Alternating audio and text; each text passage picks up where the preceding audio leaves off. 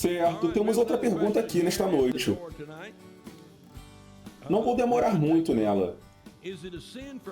É pecado um cristão obter porte de arma e andar armado por aí? Não, mas pode ser pecado não portar uma.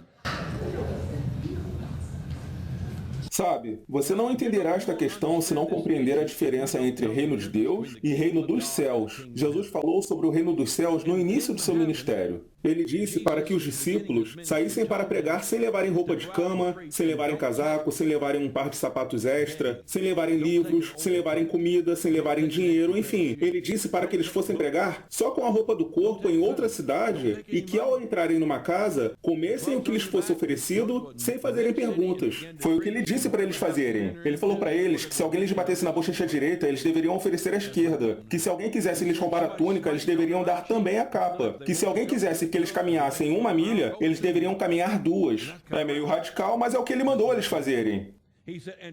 Ele disse que é chegado o reino dos céus, não o reino de Deus. Esse é o reino que Jesus mandou eles pregarem, dando a outra face. Ele se referia a uma condição temporária baseada na chegada do reino dos céus, não a uma condição permanente. Leia meu livro, 8 Reinos, e você poderá ver isso detalhada e cuidadosamente. Levei 20 anos para escrevê-lo.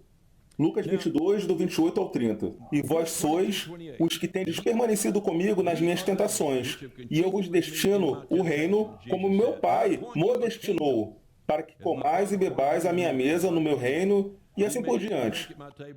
Vamos para o 34. Digo-te, Pedro, que não cantarás hoje o galo antes que 3 vezes negues que me conheces. E disse-lhes, quando vos mandei sem bolsa, olha, ele havia acabado de anunciar que seria crucificado. Era sua última noite com eles. E disse-lhes, quando vos mandei sem bolsa, alforje ou alparcas, faltou-vos porventura alguma coisa? Eles responderam, nada. Portanto, Jesus está se referindo aqui aos capítulos 5, 6 e 7 de Mateus, onde ele ordenou que eles saíssem, pregassem e fossem passivos, sejam pacifistas. Ele estava dizendo, quando vocês saíram sem nada, deu certo para vocês? E eles responderam, sim, deu. Mas agora, há uma inversão aqui, uma troca. Mas agora, aquele que tiver bolsa, tome-a.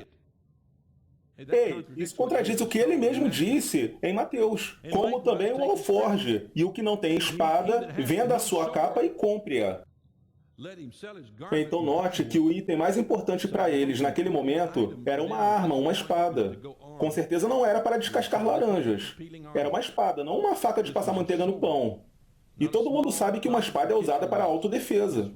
Portanto, Jesus comissionou os discípulos. Em seu último dia com eles, ele disse que o sistema pacifista não estava mais em vigor. O rei estava sendo crucificado. Então, o reino não voltaria. E sim o velho sistema terreno, onde o mal reina e governa. Onde os homens maus te atacam. Por isso ele disse, agora lhes digo que se vocês não têm espada, vendam o que vocês tiverem para comprarem uma. E eles disseram, Senhor, eis aqui 2 espadas. Opa, já haviam 2 espadas entre aqueles 11 apóstolos, o que significa que 20% deles andavam armados. E ele lhes disse, basta, isso é o suficiente. 1 a cada 5 de vocês está armado. Sabe, se 1 a cada 5 cidadãos de bem na América estivesse armado, você não teria todas essas barbaridades ocorrendo. Poucas semanas atrás, num local de negócios, um homem sacou sua arma e começou a atirar. Até que um pregador sacou a sua e o matou. Se todos os pregadores, todos os cristãos e todos os leigos estivessem bem armados e disciplinados, todos esses crimes que estão acontecendo teriam fim. E saindo... vamos pular isto aqui. João 18:10.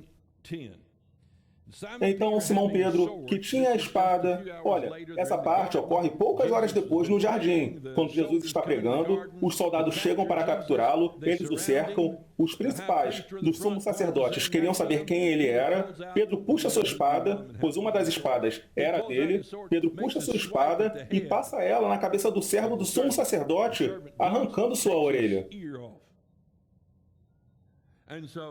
Isso quase levou a um massacre naquele dia, pois os soldados iam derrubar Pedro e provavelmente matar a todos. Então Jesus interfere, se agacha, tira a sujeira da orelha, posiciona de volta na cabeça do homem, cola, e o homem fica curado. Percebe por que as pessoas o temiam? Ele fez aqueles soldados caírem para trás. Eles o temiam. Você deveria temê-lo. O nome do servo era Malco. E eles sabiam disso porque, provavelmente, depois ele foi salvo e contava o seu testemunho, falava da sua orelha. Então Jesus disse a Pedro, põe a tua espada na bainha. Ele não mandou Pedro jogá-la fora, dizendo, não é certo você andar armado, e sim para guardá-la no coldre. Leve-a consigo, mas não use agora. Ele disse, não beberei eu o cálice que o Pai me deu. Em outras palavras, eu vim para morrer, não tentem impedir. Enfim, Romanos 13, de 1 a 7 diz, toda alma esteja sujeita às potestades superiores, porque não há potestade que não venha de Deus. E as potestades que há foram ordenadas por Deus. São a polícia, os juízes, o presidente, a Câmara, o Senado. Por isso, quem resiste à potestade, resiste à ordenação de Deus. E os que resistem trarão sobre si mesmos a condenação.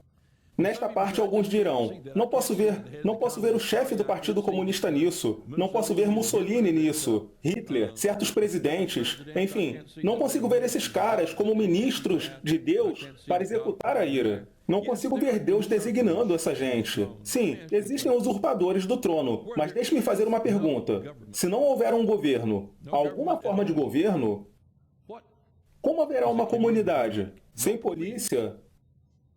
Sem alguém aplicando leis ou regras, você poderá roubar impunemente.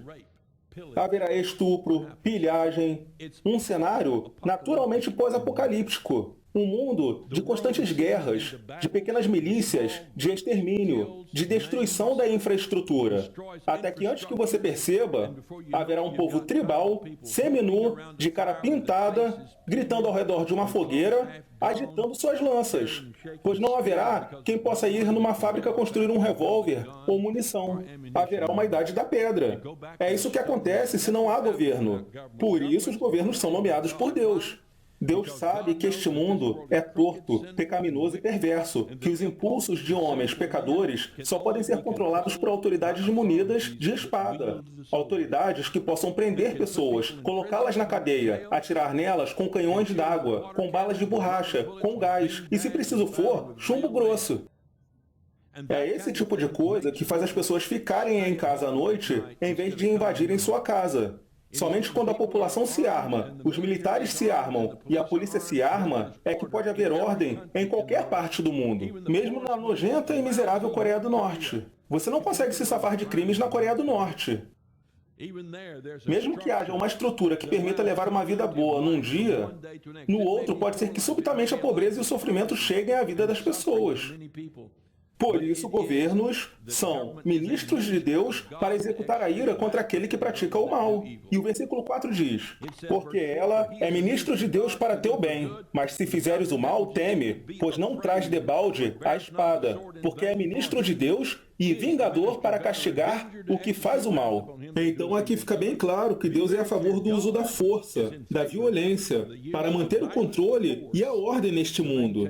Deus não é um negociador, um pacifista.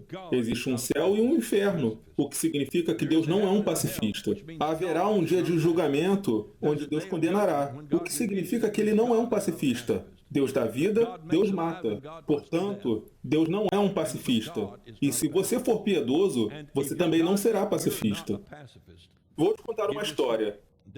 Nós fomos numa comunidade Amish, em Belize, perto da fronteira com a Guatemala. E soubemos que os guatemaltecos cruzaram a fronteira e roubaram alguns Amish ricos. Eles descobriram que os Amish não resistiriam, pois eram pacifistas. Então eles entraram na casa de um homem com suas filhas e levaram todos os seus bens, suas coisas, seu dinheiro. E levaram 3 ou 4 homens prisioneiros para a fronteira da Guatemala, os mantiveram na selva e exigiram um resgate de vários milhares de dólares por cada um deles. Então um dos reféns disse aos guatemaltecos: se vocês me deixarem ir, deixarem todos nós irmos, nós levantaremos esse dinheiro e traremos ele para vocês. E os guatemaltecos os soltaram. Enfim, eles levantaram o dinheiro, retornaram à selva, encontraram os caras e pagaram por suas vidas. Os guatemaltecos adoraram isso, tanto que voltaram à comunidade Amish, entraram na casa de um deles e disseram: agora queremos suas filhas. Elas foram estupradas bem ali, na frente do pai, e repetidas vezes. Mas ele é um pacifista. Ele não acredita em violência, ele acredita que Deus cuida dele. Quando chegar ao céu, ele dirá para Deus: por que não cuidou de mim? E Deus responderá: você sabia que por $50 poderia ter comprado uma espingarda. Você sabia que poderia ter usado um facão, um pedaço de pau, uma frigideira. Você sabia que te dei a capacidade de defender suas filhas até a morte. E você decidiu que não queria fazer isso. Você poderia ter lutado, poderia tê-las defendido. Você é um tolo que pagou aqueles caras e ensinou a eles que você era pacifista. Não me culpe. Eu nomeei pessoas para carregarem espadas, vingadores para executarem a ira, para executarem julgamento sobre aqueles que praticam o mal. Você queria seguir a velha doutrina do reino dos céus, que foi anulada um dia antes da minha crucificação. Você quis voltar para ela. Você está mais para um covarde do que para um bom cristão. E aquelas garotas nunca mais ficaram bem depois daquele dia. Nós assistimos o crescimento delas, pois elas vinham aqui. Vivenciar isso bagunçou muito a cabecinha delas. Por isso não sou pacifista. E se você afirma ser um cristão pacifista, não fique perto de mim em qualquer lugar. Não fique perto de mim, pois não somos pacifistas. Acreditamos na América, acreditamos em Deus, acreditamos na Bíblia, acreditamos em armas.